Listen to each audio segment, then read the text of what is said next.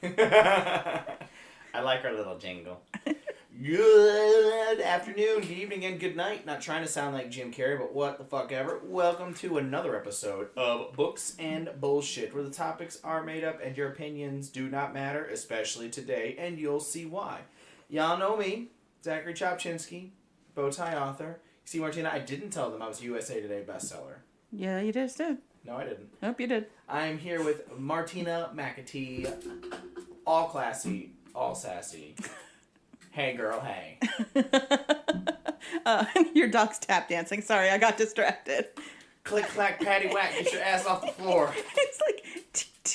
Hey, I don't need a hi-hat rhythm to get this fucking conversation going. Please lie the fuck down. I love that he waits till the last possible minute. He's like, oh, are we starting? Spotlight! We've been wasting time for 45 minutes, and now your fucking ass wants to get up? Loki, come here. He's like, I will not. I will here, not Loki. come here. He's got to dance, Dad. Oh, God, I've got, like, burps in my mouth. Gross. Like, anyway, so... 2 minutes in and I'm already exhausted. You should be more sensitive, Martina. Hey, do you see what I did there? I Because did. guess what we're talking about today? Well, not really necessarily sensitivity, although that shit's gonna come up. We gonna talk about diversity in books. Yeah, we are going to talk about the lack thereof, how to do it right, in our opinion, how to do it wrong, in everybody's opinion, and and just maybe some examples of people who tried and epically failed. And we're going to talk about one person individual, but we are never, ever going to name the name of the book or the author because we don't want to get sued. And you know, like I said, topics made up and your opinions don't matter. But ours do, because it's our Ours do. show. Yeah, I mean, if you guys want to, either pay us a shitload on our Patreon, you can have an opinion on here. So, yeah, so we're going to go over a lot of that stuff. And I got to say, this is going to be one of those ones where we're just going to call it as it is. And this is going to be one of those ones where we're going to try not to end our careers as we discuss it. Sorry. Yes, exactly. I have Martina and the curtains are both buried in their phones. Am I the only fucking professional in this room right now? Oh, yeah, how often have I said that before? Why is my phone going off? Let's all just get on our fucking phones. It's going to be fucking 45 minutes of you listening to us do nothing. Yeah. Yeah? You know what? Sure. Why not? Let's go live. I mean, by the time y'all are hearing this, it's not going to be live, but those of you on our Facebook page are about to get a fucking treat, motherfucker. You're all up to see us go live up in... And by that, you'll see Zach go live, and then you'll see my dog sleeping. Well, she might have to pan over you to get to your dog. I'm sure Layla can be creative. I'm sure this bitch won't do that to me. No, Layla likes me. She doesn't put up unflattering photos of me. Wow. I don't either. Well, that's because they're all unflattering. What? But this justification of you... God, it is real dark in here. I told you, it's so fucking on dark that in note. here. No! Exactly. So we're going to be going through all sorts of fucked up examples of shit that you should never do with diversity in books. Trust me. And I also want to say that myself, and I think I'll speak a little bit for Martina. Oh, good. I love when Zach speaks for me. Somebody needs to. And we actually focus very heavily and do a lot of research and work to make our books as diverse as possible. It's actually that's one of my mission statements, and I'm fairly certain it's fair to say that's one of yours. I think I just want my books to represent... Real people and real, like, friendship dynamics, because, like, I have friends of everything, every race, every sexual identity, every gender. Like, I have a very diverse group of friends, and I wouldn't want any of my friends to read books and feel like they weren't represented. I, too, have hoes in different area codes. I get it. Layla's really impressed with you right now. She just loves when you say you have hoes in different area codes. I have bros in different area codes. Well, that does sound more like you. Alright, now as we're doing this live, curtains, you need to make sure that we're trying to keep this book as hidden as possible, because we're not trying to oust anybody. Yeah. I mean, it could be like a game. Like, if you just happen to see the title Right. and you just happen to We'll just see quick the author, flash it. maybe if you can correctly name the book, we'll give you a prize. Martina, it is not funny. We cannot out people. No, you should Ever. never, ever No. do such a thing. No, never. No, No. we would never out a book like this. Of course not. The curtains is sweeping the phone around. I know. Let- Everybody now has remember, whiplash we and will never motion out somebody sickness. on what they write. We'll never No. show other people this book. It's just not who we are as Ever, people. not a once. It's very important. So, yeah. All right. So let's talk about. Where do we start? Do we start with the do's, the don'ts, what goes into this sort of thing, and how to do it? I think that we should start with the fact that there's a very big lack of diversity, even though right now there's more and more people who are doing their best to be more inclusive of different races, different, ethnic groups, different, like, cultures and, different sexualities. But on the flip side of that, for everybody who tries to be more inclusive, there seems to also be a pushback of people saying, well, you're not that race, you're not that sexuality, you don't really have a right to, to speak from their voices. I have actually, I don't want to cut you off there, but it's amazing that you're saying that, because I actually literally got one of those pushbacks one time of, what right do you have writing black characters when you're not black? And I said, well, well, how would you prefer it be done then? Because we were just having a discussion that there should be more people of characters of color in books.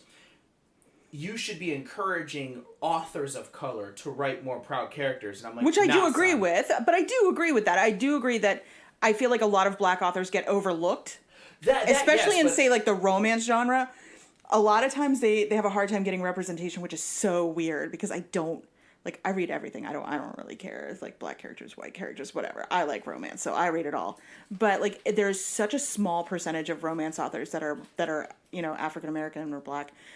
It's so small that it's actually starting to become like a statistic, and things like the RWA, the Romance Writers of America, are really starting to be like, hey, there's something wrong with this, this data. Like, if you're a big five publisher and you're one of these people who has like 99.6% of white authors, you need to be doing better.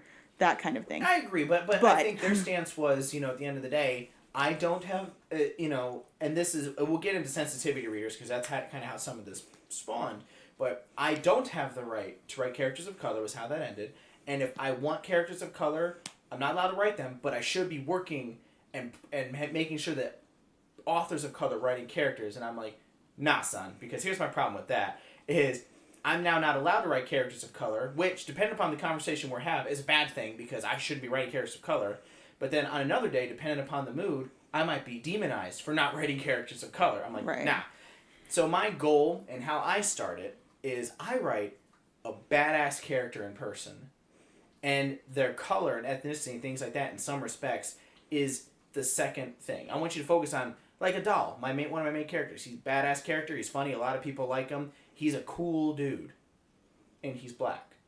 I feel like if you write a character specifically because nope, this is a doll and he's black, and then all these other things, you're almost writing just to have that action. Well, and I see a lot of that now. I see a lot of people writing like, oh, well, my main character is going to be gay because I know that editors and agents right now are looking for, people who have LGBTQ diverse characters, and so I'll just make my character gay and just like kind of, it's almost like a token-esque type thing, like.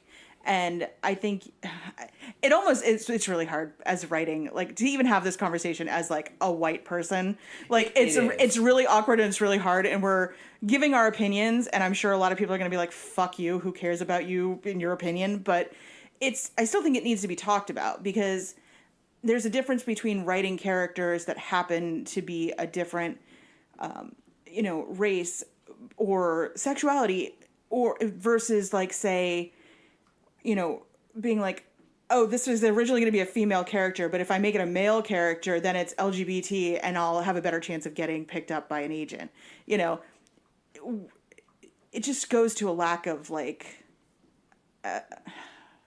understanding, maybe. I think so. Do you know what I mean? I get it. And one of my favorite things about, like, when I was learning to write characters of color, and here's the thing, and a lot of people... And that is something you have to learn how to do, Yes. is if you are pasty white like we are, and you're going to be just, if you're going to throw yourself out there onto that, you know, chopping block to be judged, do your research. Like, do your research. There's some amazing Tumblr pages that go into writing skin tone, writing, you know, like... And they teach you how to do it. One rule that I learned very early on, never, ever, ever, ever, ever describe a person of color relevant to food. Which is funny, because I describe my white characters relevant to food all the time. Maybe it's because I'm fat and I describe everybody like food. Milky, vanilla skin, things like that. Peaches and cream complexion, like milky white. Like, never we say, just love food. And here's the funny thing is we're going to talk about things not to do, and then we're going to read some excerpts. This is where this episode gets fun and funny, from a book that is a legitimate book that was published and is by an out. actual Big Five publishing house. And is making money, and we're going to read this to you, and these are going to be examples of what not to fucking do. Now, other parts of that, we're getting back on doing the research thing, is I grew up in, I'm going to go and say, I grew up in very ethnic neighborhoods. Okay, there were many times growing up where I may be the only Caucasian person in the classroom. Most of my friends growing up were not white. And so I really grew up in that culture, and I have a lot of respect for it. But then there were still even things that even I had to learn. So one thing is, as you start... even I had to learn. Well, no, sorry, I'm just making fun of you. Is you learn a little bit, right? And so there were still some funny, just some small things. So what I did was I said, okay, I want to write these characters. I'm going to write a badass character who then happens to be a person of color. So let's start there. And so I started designing the characters, and I got two things. One is I got cultural readers, cultural liaison readers. So these are people that are okay with me, and I'm going to get to it. There's a big difference here in a second. These are people that are okay with me going through this and asking really awkward questions. Like Adrian? Yeah, like Adrian, for example. And here's the fun part, is you need to make sure that they understand, no matter what, even if you're a person of color and you want to learn about white culture, whatever, that they have to understand that you're going to be asking interesting questions, and the goal is to not offend. And they need to know that if I'm going to ask you a question about what derogatory terms infuriate you the most, or what descriptions infuriate you the most, and you're asking these questions, they need to understand that that's not you, and they can't turn into, hey, how do you feel about this word? And they tear your head off. That's not going to help. People need to understand that we're here to learn from one another. However, if there's certain words that, yeah, I'm going to say, it depends a lot on the word you say. I highly recommend being very selective in the how do you feel about this word category, because some of them will get you a punch in the face. Understandable. No. Completely understandable. Sorry, they're trying to, like, maneuver Loki over. But so, I have what I call cultural readers, and then I had what's called sensitivity readers. Now, here's the thing. I will recommend cultural readers all day long and twice on Sunday. That's where you learn about the impact of what you're going to write. What I do not recommend, because of what they can tend to be, is a sensitivity reader. I don't recommend them. Because what happens is a sensitivity reader only focuses on that, and you really get tripped up with a lot of negativity about your work. Oh, you can't do that, it may do this. You can't do that, it may do this. And oftentimes, that comes from a bias. So you need to be very careful with that. When I find things that I think that may need to be examined and done thoroughly, I will find somebody that's relevant to that culture. Adele, for example, I had a lot of black friends read that and go over it, and there were a lot of those kinds of questions in there. From that, I didn't want to go to a sensitivity reader, because those were the types of people that were telling me, no, you're white, you're not allowed to write characters of color, that's not right. Whereas I went to cultural readers, and I was like, hey, I'm writing a black character, can you help me make them authentic? And they were all about it. I'm sorry.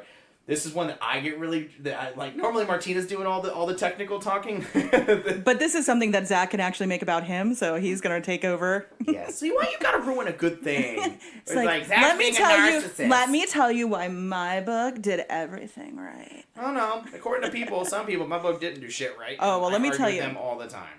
So, in my world, in my, like, universe that I write, I kind of went in... Once I realized that Kai was gay in my books, that I kind of I was like, you know what? I'm not going to focus on sexuality at all. I'm going to make it just sort of like my entire world is pansexual. If somebody is attracted to somebody else, I'm just going to see where it goes. And I'm not really going to call anybody out as being gay or straight or whatever. And it really opened up the field for me as far as like who ends up with who and who does what. But I will say that in book 1, while everybody, like if you poll my readers and you ask them, they'll say that Kai is their favorite character 9 times out of 10. But I had a Goodreads review where she said that God, these damn dogs. Lay down. Where she said that because Kai was gay and he was part of like the Trinity that was originally the Morrigan or whatever. Spoiler alert. Don't ruin your book, Martina. She was like, oh, it was really insulting because the Morrigan was originally 3 sisters and not 3 cousins. And it was this huge thing where she was like, oh, because he's gay, he has to be feminine. And because he's gay, obviously it's okay to make him like the reincarnation of a woman, da-da-da. And I was like, it never once occurred to me, one, because he's not overtly feminine at all. Not that there's anything wrong with that. There's no one way to be gay. Like, give me a fucking break. But, like, she was so incensed by it and just like, you know, oh, just, you know, obviously you think that all gay guys are feminine. And like, there's nothing really overtly feminine about Kai's character at all. Even though I do notice some people do, when they talk about him or when they make references to things they see that remind them of him and Reese or whatever, that they do somewhat like make him more feminine than he is in my mind. Which is weird because he's like this badass fighter and he's like a Reaper and he's got like all these like really cool powers. And like, I never once think of him as like, but all my characters are badass, female, male, other, whatever, you know, it doesn't really matter. But it was just like, that one got to me to the point where I was just like, how dare you? There's those reviews where they're like, never ever respond back to a negative review, even if you can, you know, it never gets you anywhere. But that was the one that I was like, oh, hell no, I'm going to take off my fucking earrings and I've got some shit that's about to go down. And everybody's like, get away from your fucking laptop. You're not going to ruin your career over this. And then one of my readers is like, I got you, boo. Like, she's like, don't you worry. I'm like, no, I'm not allowed to do that either. Just don't do it. Yeah, but then you could always plead the fifth. Like I didn't know. I didn't know. I had one of those as Webbing the World Machine because there's a mysterious trans character in there that I'm big on when I write. I like putting family members, people I care about, in characters. Ooh. You don't know. Ooh, You mysterious. don't know who you don't want to name. Yes, I know how to name them. I was trying to figure out where mysterious came Jesus. from. Like, Oh, a trans man of mystery. He's or woman. He's transcendental. So, what the fuck was I saying? Oh, yeah, and I had people say, oh, that character felt like it was forced and it wasn't authentic, and I actually based that off of one of my siblings who's trans, and I'm like, excuse fuck out of me, lady. Well, and that's another thing. Like, my daughter's a lesbian. My daughter's bisexual. Her wife is a lesbian. So, but... And like, she's a platinum card lesbian, is that what they're called? Jordan is a gold star gay. Yes, 100%. She is actually. For those playing the home game. Yes. What is a gold star gay? It means she has never ever been with a man, nor has she wanted to. She kind of thinks dicks are icky, like icky, dicky. Exactly. She's just like, oh no, I don't want any of that. Thank you. You can return that. I don't like that. Yeah, my child on the other hand, she's like an equal opportunity offender. Anything goes with her, which is cool. I'm fine with that. It's kind of how I was at her age too. Moving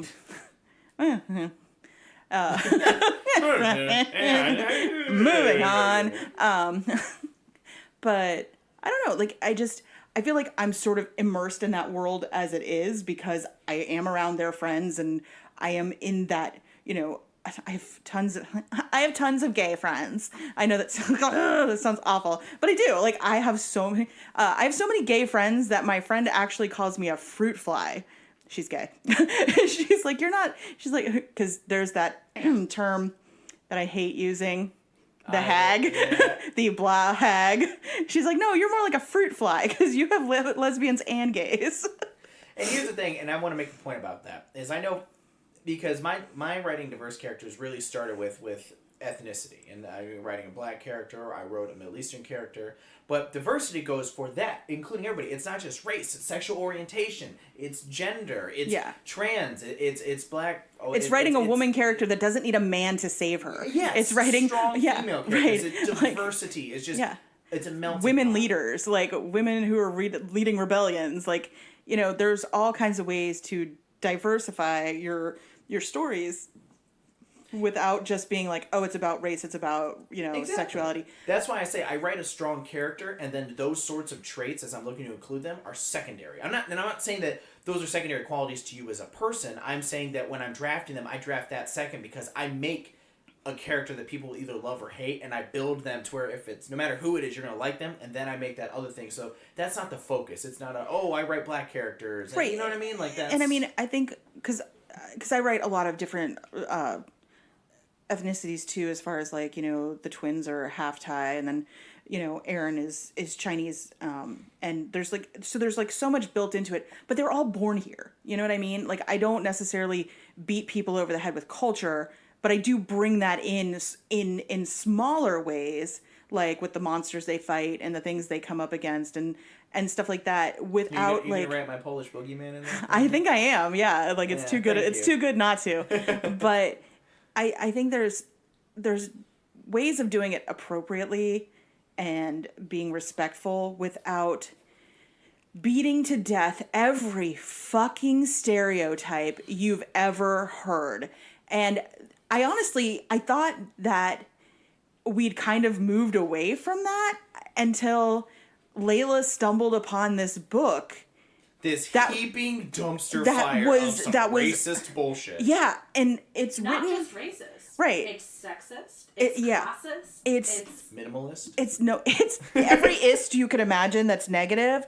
Yeah. It's so bad that she's just literally just highlighting paragraphs and sending them to me and Zach like, oh my God. Oh, here's another stereotype you managed to fucking, you know, throw in there. And that's why I like cultural leaders or readers. I keep saying cultural leaders. I like cultural leaders too. But I like they're great people. Readers, more oversensitivity readers, because that's where you learn that. See, because cultural readers, they'll teach you about, you know, you'll learn those stereotypes. People reflexively will go to that. Like, I'm Polish.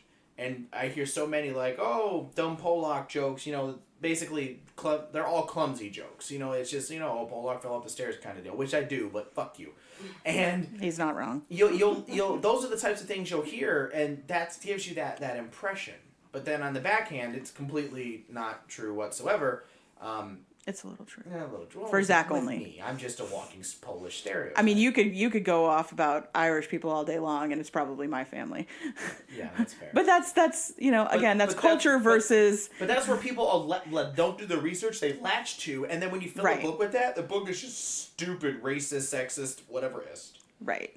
Well, and this one, I have to say, and this is gonna sound even worse, but I'm gonna say it anyway. I was so relieved that this was not a white person who wrote this book. Oh, half white. God. Ah, crap. Half white, half Japanese.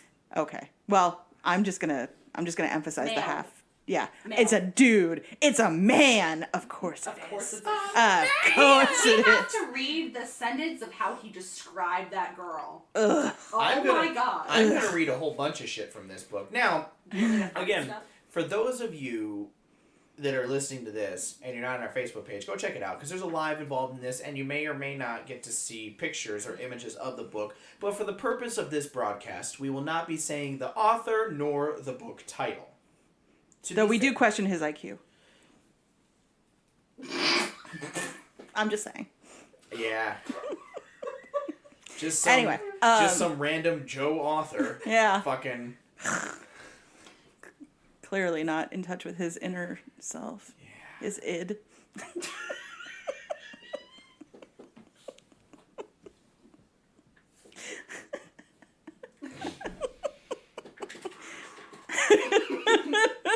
Oh God. Oh, it hurts. So anyway, yeah. So let's start now that we're done self-aggrandizing and telling you how we really just kick ass at being super sensitive and awesome, inclusive people. Yeah. You know what? Curtains. There's a phone number in here. I know. Yeah, is it his? All sorts of shit in here. Is it his phone number? Can we call him? Because I'd like to do a live call right there now. were phone numbers in here. There was like a note that somebody wrote for themselves in there. Was it hang myself if I finish this book? Well, it's a used book, so you never know what kind of fun shit you might find in a used book. Check this out. One time, on occasion, I get Layla antique books for her collection, and there's a letter over there. It's an antique book. It's a French physical chemistry book from the late 1800s. You're gonna say and it's like in a the porn. back of it was a folded up letter from whoever previously owned the book that they hand wrote to somebody in French. And as we're going through the book, it just fell out. It sits right there. It's fucking cool as shit. That's awesome. Oh God. Okay, so keep in mind, guys. There's gonna be some words that I may bleep out or skip over for obvious reasons. I'm not gonna choose any of the passages that use that word. But you can. Let's just say there's tons of them. Yeah. The N-word is abound in this book. Like, it's hard not to find it. And before you think it's my N-word that I say all the time, it is not nipples.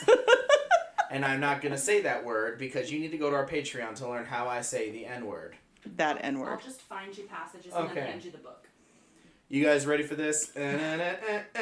Racist bullshit. This is terrible. Okay. Rhonda looked down at her ankle, turning it to one side like something was stuck to it, probably wondering where Isaiah's eyes were. On her dark chocolate thigh, gleaming in the California sunshine, or her dark chocolate titties trying best to escape over that tube top. Alright, you remember how we said, like, rule number 1, don't describe people like food. Okay, so dark chocolate titties counts. Please, God, if just please don't use the word titties. Just never. At least he spelt it with T's and not D's. So at least it wasn't titties. It was so painful. I'm already getting, like, bright red. Like, oh. This sort of shit I don't care about. If I'm reading brother fucking brother in the ass with a hot dog and then they're eating it out of each other's ass, I'll blush a little. This shit, this is hilarious. You kind of embellished that last part. Have you been thinking about this? No, I just been thinking about it. Alright. Deronda was 18 when she was crowned Miss Big Meaty Burger at the B&B restaurant in Culver City. I wish I could pan to the look on your face. I really wish I could. See, Martina thought she knew, but she had no idea where this was going. Oh, God. She was interviewed on K-Hop. The DJ asked her if she did anything special to keep her donk fresh. And she was naturally thick, or did she have to work at it? And when was the last time she had some icing on that cake? I really wish I could pan to the look on your face. You look so offended. He didn't. Yep. That meaty icing donk. But you know that's almost word for word a conversation or an interview that Nicki Minaj had where they asked her something along the lines of, so, how many rappers have you fucked? Like, how many of those rappers have you actually had sex with? And she was just like, fuck you, excuse me? Like, basically implying that she, like, banged her way into having a fucking rap career. I can neither confirm nor deny. Oh, how dare you? You shut your fucking mouth. Maybe if you focused more on your own sorry-ass situation, you might be doing something more productive than booty clapping at the candy cane. You still selling them tired-ass, counterfeit Gucci handbags out the trunk of your car? No, I give them away free just like your tired-ass counterfeit pussy. Oh. Wow.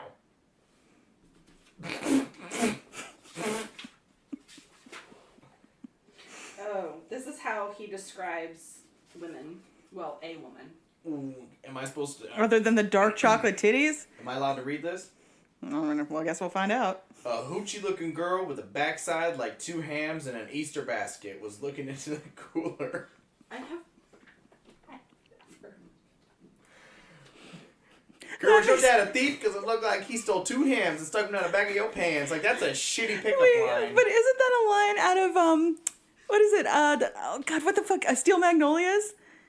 And she's like, it looks like 2 pigs fighting under a blanket. Talking about this lady in a dress at the wedding. I have no idea. Okay. Deronda and Marguerite squinted at each other. I know who that is, Deronda said. That's the waitress at the Mandarin Palace. Wait, why is that bad? A Mandarin Palace? Later, she talks about how all Asian women look the same. Oh, that wasn't there, though. Yeah, you underlined some bullshit that wasn't some bullshit. And sorry, there's a little bit of gap between these. Layla has to read them to make sure that there's no, like... Nothing that's going to get us, like, banned. Yeah. Ruin our careers. Or Zach's career, because I'm not reading these. Oh, that's why I'm reading all these fucking things. Man. Hey, you like being the center of attention. Nope, gotta skip that one, apparently. Okay, she's, like, skipping so many. Yeah, there must be some good shit in there. Or Meanwhile, bad the camera's shit. just pointed at me. I feel like I'm supposed to be like fucking... Don't look at the camera. Look at the book. I need you to find me some stuff. Don't look at me. Look at the camera. Out of context, you pervert. That sounds really bad. Don't look at me. Look at the camera. Now They're look at paying for you. They're paying for you to look at the camera. Sorry, there's a lot of N-words in this book. I'm sorry. Maybe he got paid by the N-word like some people used to get paid by the word. What I want to know is who was the editor that read this and was like, yes, he really understands the people. Gucci gang. Gucci gang.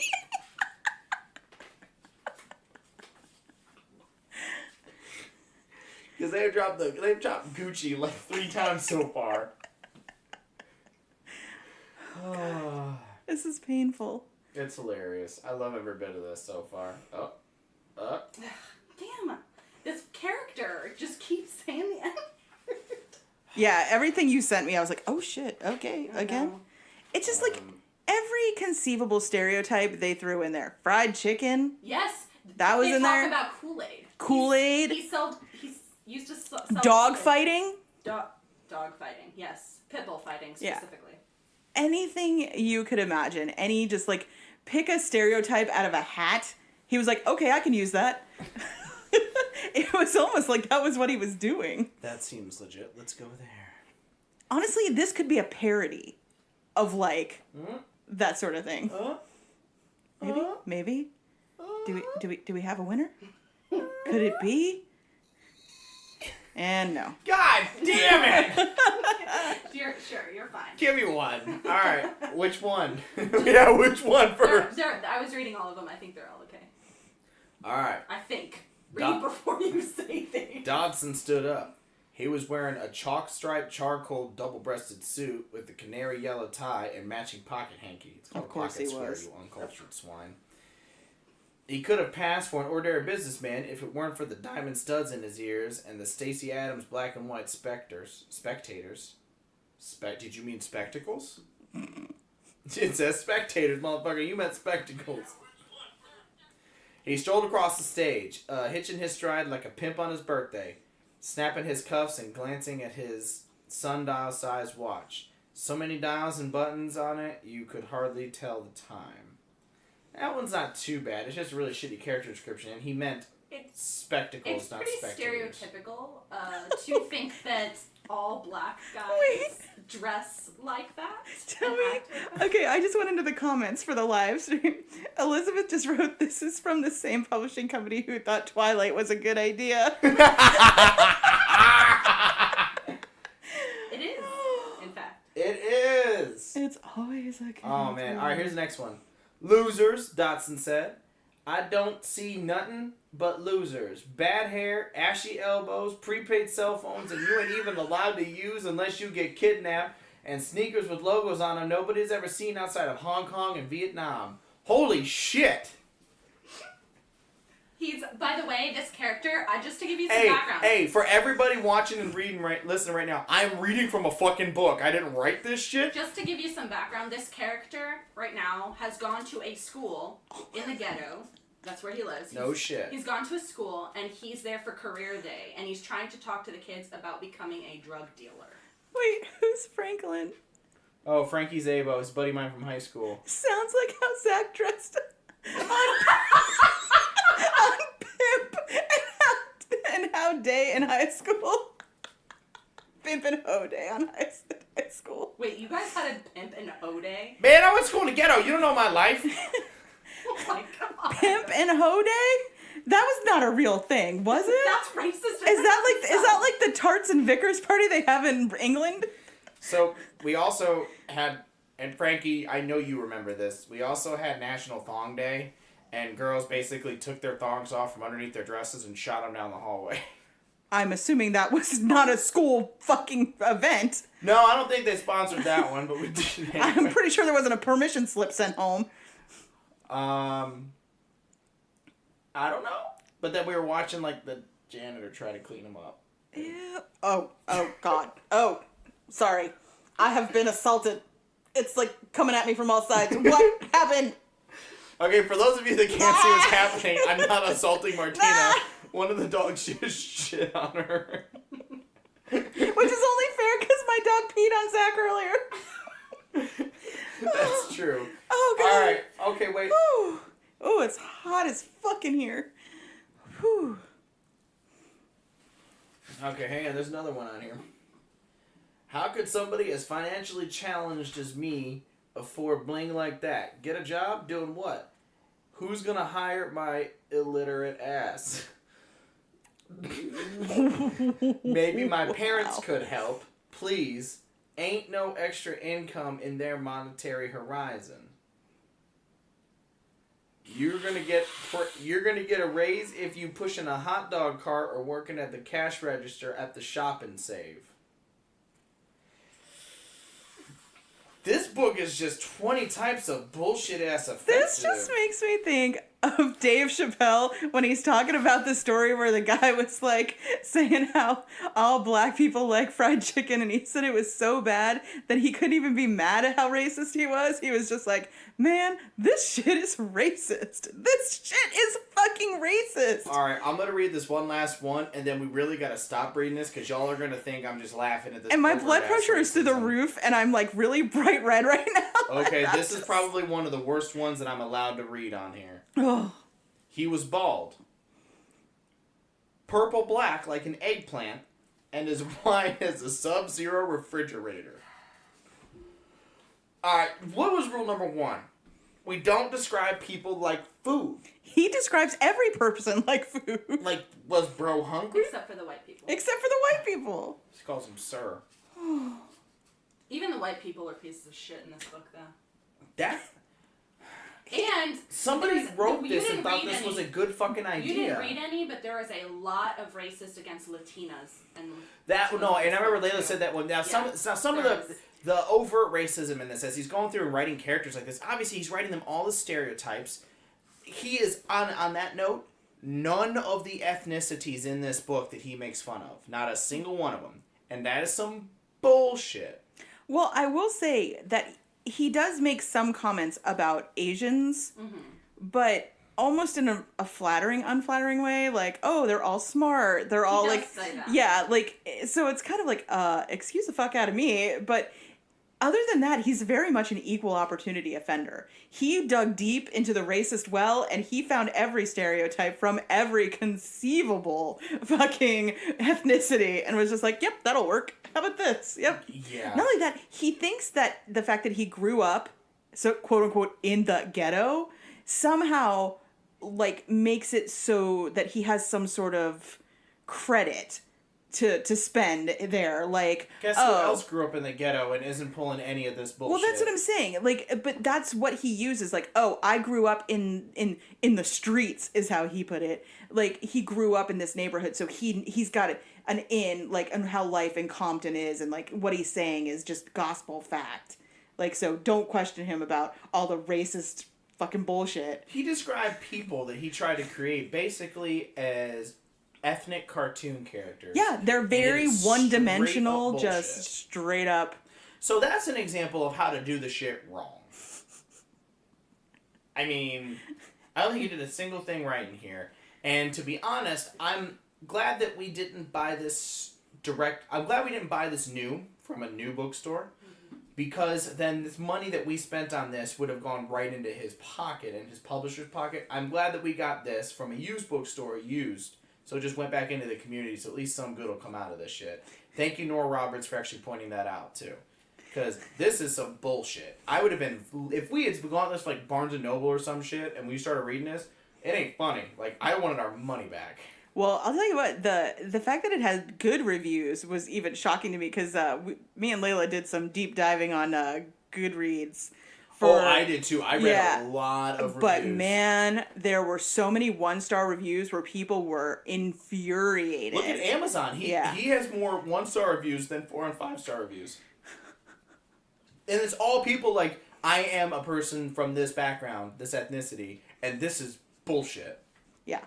Like, now we're going to get into a little bit about people, the sensitivity readers, and people being hypersensitive with some subjects, which can happen. But how some of the things that they get shut down and pulled from publishers versus something like this that is so under the fucking radar. Well, because nowadays we have like the Twitter mob mentality. And we have a big problem with especially YA Twitter. There is a small group of reviewers that kind of have a lot of power. Too much power, in my opinion. And ironically, most of them are white. So it's kind of telling when people sort of jump to the defense of a race or a fight that's not necessarily theirs, but instead of being an ally, they're sort of like a mob of like, just like, well, as a person of color, they would be, offended by this, but it's not the actual person saying, no, this is offensive to me. It's a bunch of people going, well, you should be offended by this, and let me tell you why. And if you're wrong, then I'm just going to completely annihilate you on the internet until you cry. Do you remember that Tumblr post where that mom who like did party planning planned a Japanese tea party for her daughter's birthday? Yes. And of course, a couple of these social justice warriors that are hypersensitive just tore into this mom and this little girl's birthday and all that. About cultural appropriation, and because the girls were wearing very traditional Chinese dresses. Was it Chinese? It was one of the. I'm sorry. I think it was. I think it was Chinese. It might have been Chinese. The high neck Chinese dresses. I think. Sorry. It's honestly and honestly, it's been a while since that one. But I just remember. I feel it was Japanese because I think they had a very traditional geisha type outfits on, and they had their face painted. The girls had their face painted white, and they had. Oh, then I'm thinking of a different thing because this one there was no face painting. But regardless, the one that I'm talking about, and maybe we're mixing up a little bit, but people that were tearing into them, but to kind of find out the people that were trying to rally people up were white, and it was actually interesting. Well, that's not true. There were a couple people of color that were rallying up, but none of them were of any Asian descent whatsoever. Right. And then you actually had people that were of Asian descent that were standing up like, this is actually one of the most wonderfully put together representations of my culture we like it when people, embrace our culture and want to learn more about, our heritage. I think it was and stuff Chinese like that. because they went into like, you have no idea. Yeah, you're right. It was Chinese because they were like, you have no idea. Like we use so much of Western culture and European culture and all, and they like what we are is a mixture of all sorts of other cultures. Well, the other thing was when Lady Gaga went over to the Middle East and she had the sari on and she had the jewelry and people were tearing into her and the people were like, no, we really love it when people embrace our culture like that. And she was very respectful. She came over here, she dressed like we dress. She wasn't wearing like the bindi dots. She wasn't attempting to like make any kind of stance as far as like that part of their culture. She was just wearing the jewelry and the sari and everything, and people were just so incensed on behalf of people who they don't even represent, So in a way, I think sometimes we go too far. Like, I try to keep my mouth shut about things, even if I personally look at it and go, ooh, I'm not sure exactly how that's going to play out. I try to keep my mouth shut until, people who are actually offended by this, people who should be offended by it, you know what I mean? Actually come out and say like, no, this isn't right. And then I'm like, okay, well then I'll stand by you as an ally and be like, yeah, right, that's fucking bullshit. But I try not to just jump to, and because I'm like, maybe they didn't mean it like that. Maybe there was like the Liam Neeson thing. Like, oh, and who was it who's the guy that now does like the Daily Show or something like that? Trevor Noah. came out in his defense, and he was like, here's where you guys are fucking up what Liam Neeson said, and he goes, and this is why it's shameful, and he went into, like, describing, like, everything that was said. He goes, now, what he said, was it racist? Yes. But here's what really, like, would go through somebody's head, and I was impressed, and it was like 10, 12 minutes. It was between takes. It was B-roll of him just talking to the audience, and he was just going into, like, why people were wrong for demonizing Liam Neeson. Right. And Liam Neeson can be a bit of an asshole. Well, right, but so, like, my friend Brian, who jokes that he has the whitest name ever, Brian, because he really does have, like, the typical white boy name, even though he is a very large black man. So we were in the med room, we worked together, and we talked for, like, an hour, and we were talking about how, like, in certain ways you shouldn't be, like, he thinks that people are oversensitive, and he was saying, we were talking about the Liam Neeson thing, and he's like, nobody's allowed to ever fuck up anymore.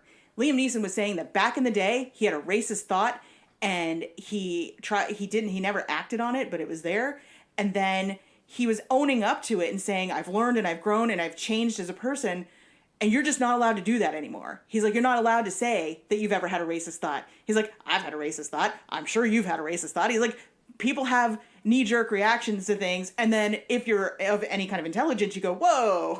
Yeah. Ooh, that was a ooh, dial that back. Like, okay, stop and think about what you just thought there. The punchline with that is, if you don't know, here, the long and the short of it is, Liam Neeson, obviously, was in the UK. One night, one of his best friends, who's female, came over, bawling her eyes out because she was just attacked by a black man, pulled into a van, and raped.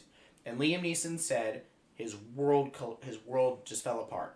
And every night, he was so furious, he looked for a black man the black man to kill. No, he said black bastard. Oh, okay. But, which I think is probably, like, that was kind of maybe what lit the fuse on the situation. But he was so angry and just wanted to lash out at whoever would have touched his friend like that. Right. And it's like, guys, it was a racist thought, but then he also, but now it was speaking about that as like a,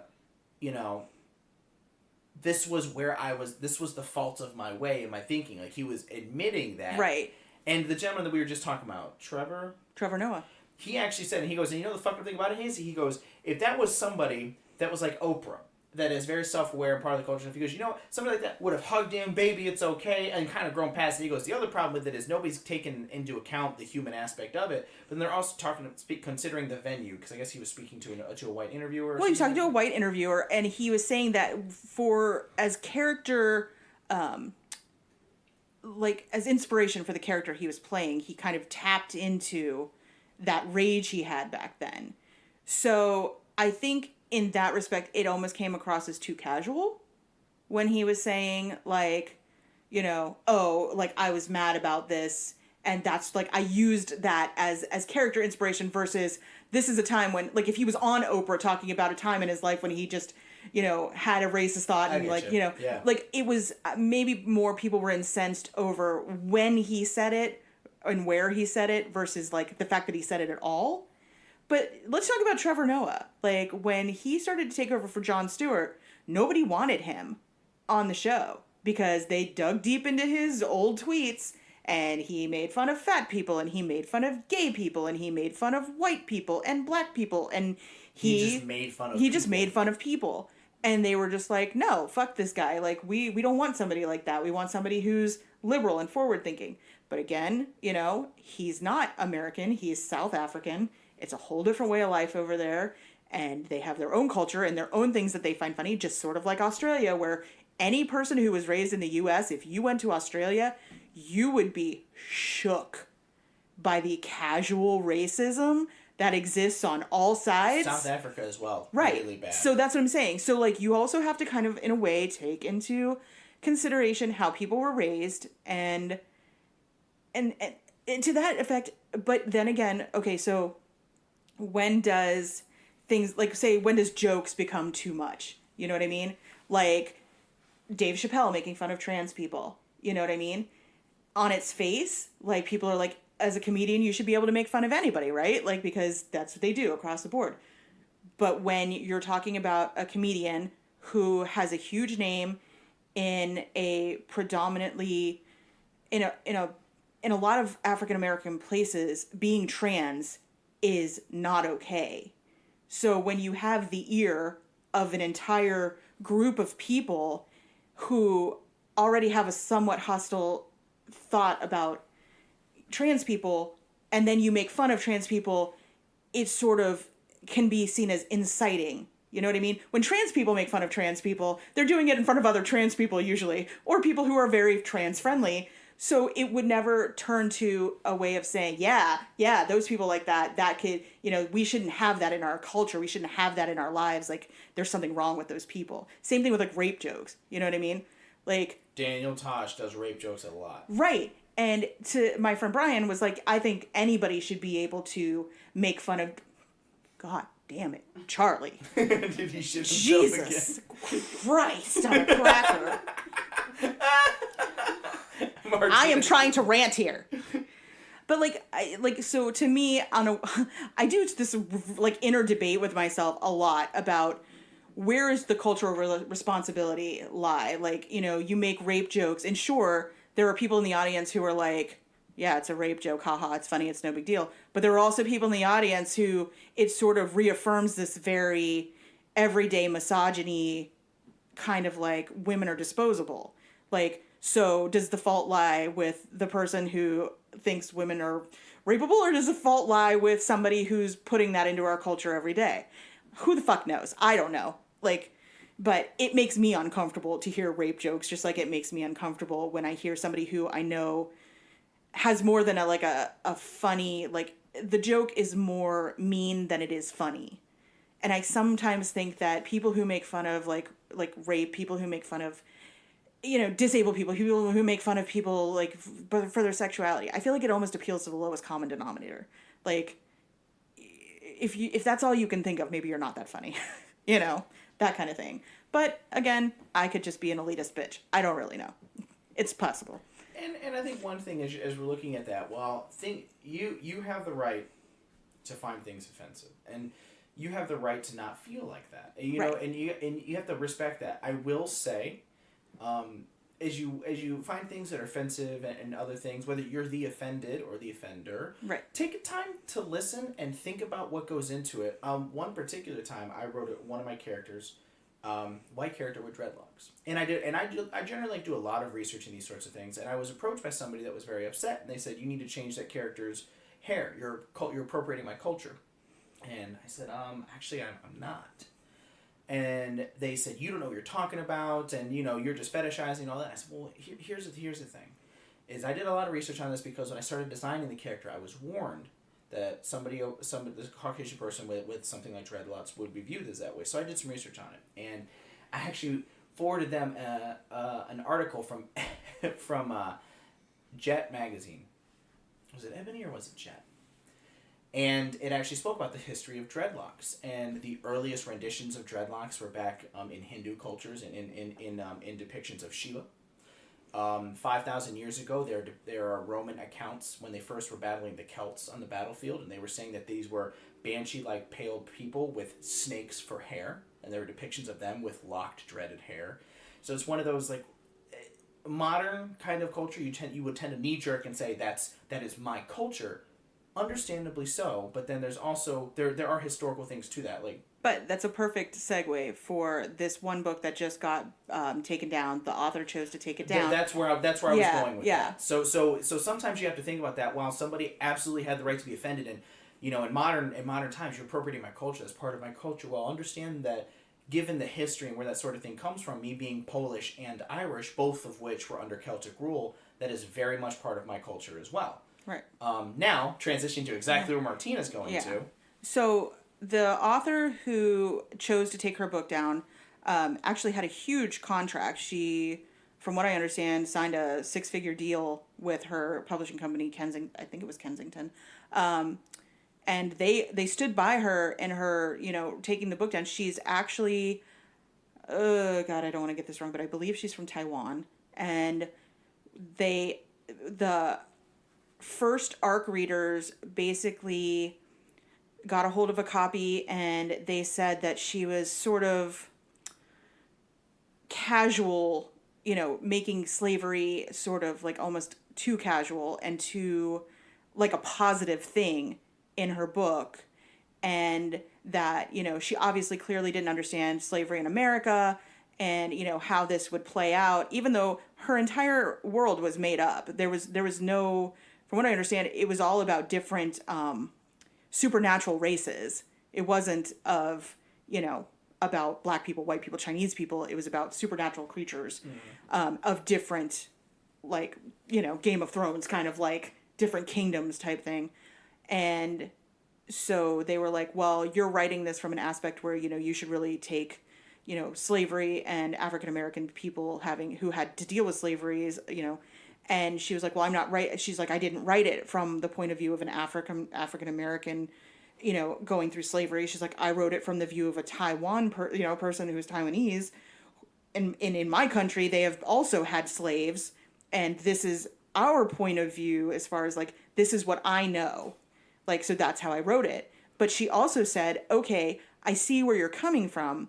And to not cause any problems, I'm going to voluntarily take the book down, which she did. But then it's and then right behind that came another one. And this all started with the Black Witch, which we've talked about a million times, and how they annihilated her before the book ever came out. And her publishing company just said, keep your head down. Don't acknowledge it. Just, it'll blow over if you just and my frustration ignore with that and go is away. it was also ARC, the Advanced Reader Copies, that Correct. leaked those. And then as they were complaining about that, professionally, you should have never done that in the first place. And Well, I think that also infuriates me yeah. there. It's like, no, you're a professional reviewer. You should have never shared that sort of stuff. The fact that they were screenshotting things out of context to prove their point, when the people they were really preaching this to had never read the other parts of the book.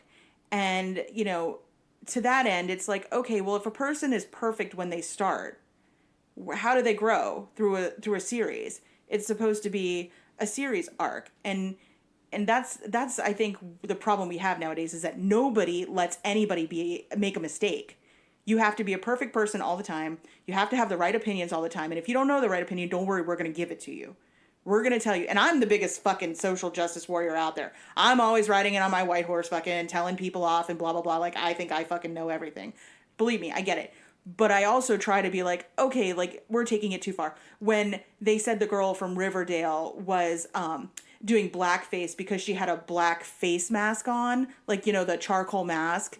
Or no, she posted a picture of a costume. It was like a demon. Yes, yeah, I remember and that. it was she was head to toe all in black, it was makeup, and she was kind of curled up, and she's like, oh, I think I found my spirit animal or something, and they were like, oh, she's making fun of black people, and it's blackface, and it's this and that and the other thing, and black people were like, no black person said this, the fact that you think that a picture of a demon costume automatically means it's a black person means you're the fucking racist, not her. And I love it when people from the culture will come out and be like, hold the fuck up. Because ironically, one of the most interesting things I find about this, now, again, if I were to see overt racism taken in front of me, or people that had their rights taken away, things like that, you would almost have to deal with me with physical violence, because that sort of shit pisses me off, especially growing up the way I grew up and some of my best friends, and I really, really don't tolerate that sort of thing, and I don't think it's right, especially when it comes to things like given my family, gay rights and things like that. Is so close to home and heart. But it's funny how the biggest people that sometimes historically have needed to take that step back and understand what they're doing was white people. Yes. And now... Because a lot of white people think they know what's best for everybody. And now some of the biggest sensitivity people and social justice warriors and cultural driving people that start these fights are white people. And the hilarious part is when they're like, hold up, you don't speak for our actual culture. Right. You need to chill the fuck out.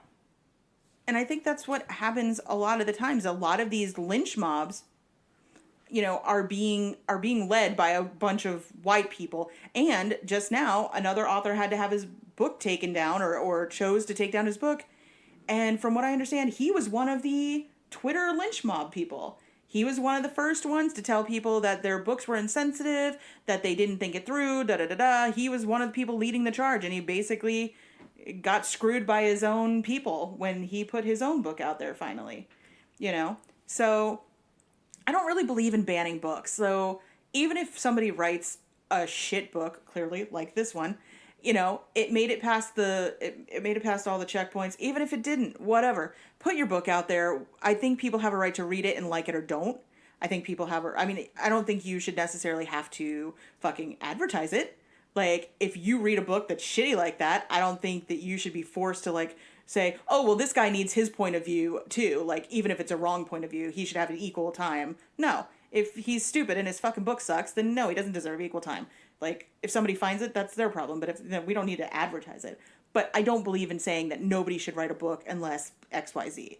People should be allowed to write their shitty books if they want to. And the funny thing is, we've and I'll end it with this because, you know, I just think it's hilarious sometimes. And then you'll get people where sometimes you have to write a character that people aren't supposed to like, to your point. Yes. If I'm writing a character that's triumphing over bad character, and I want that bad character to be a piece of shit, sexist, racist, homophobic, whatever, POS, that my character then triumphs over and bests, in some circles, I will be demonized for writing a racist, sexist, homophobic piece of shit. It's like, no, you're not supposed to like him. That doesn't mean you got to shit all over my book. You're not supposed to like him. How about Scarlett O'Hara?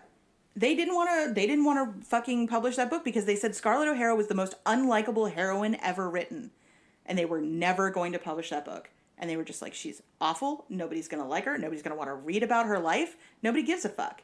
But they were wrong because she grows through it and she has the worst fucking life in that time. She's very indicative of the typical spoiled ass white girl who fucking just absolutely gets hammered by life and how she makes it through to the other side and grows from it somewhat. But still, like, I mean, I'm not saying she, like, came out the other side and she was just like, oh, you know, born again. But, like, she goes through the shit and you want to watch people struggle. That's the whole point of a book. Like, I used to tell my kid all the time when she was picked on in school, they don't write books about perfect people. They don't write books about people where nothing happens in their lives. Because you can't relate to that. No, you want to see the struggle. You want to identify with people. And if you're reading about some fucking prissy bitch who's had everything in life handed to her, who's never been made fun of, who's never been picked on, fuck that girl. Like, I might read it, but I'll fucking hate read it and hope something bad happens to her to, like, slap her in the head and be like, this isn't real life, you know? Like, I used to tell her, you know, like, just wait. Like, all of this stuff, it sucks, but it's building character. It's making you a better person, you know? Mm-hmm. But we shouldn't be the gatekeepers. Like, that's not why we're all here. Yeah. Anyway, all right. So we've kind of rambled on this one a lot. We'll try to do something more fun next. I know we know this isn't a fun one, but, you know, there's been a lot of things going on in the book community, and this is one of those episodes that Martina and I just want to get serious and kind of go over some of these things, especially finding, you know, reading this book, Layla's reading this book, and yeah, we were both kind of incensed by this, like, just like, wow. Because, again, you know, we try to, like, write fun characters that everybody can like, and it was really like, we need to talk about this a little bit because this is not okay. Yeah. Anyway, so Martina, you want to hit them with our social medias? Sure, let me think if I can remember them. Facebook.com/booksandbullshitpodcast. Instagram.com/booksandbspodcast. And here's the one that I always suck at. Twitter.com@booksbullshitp1. I'm never going to remember that one, but you should. Okay. So that's it. Yeah, we're good. All right, guys. Well, thank you for coming by. Let's shut this thing off so we can start recording the next one of these bad boys. Alrighty. Toodles. Bye.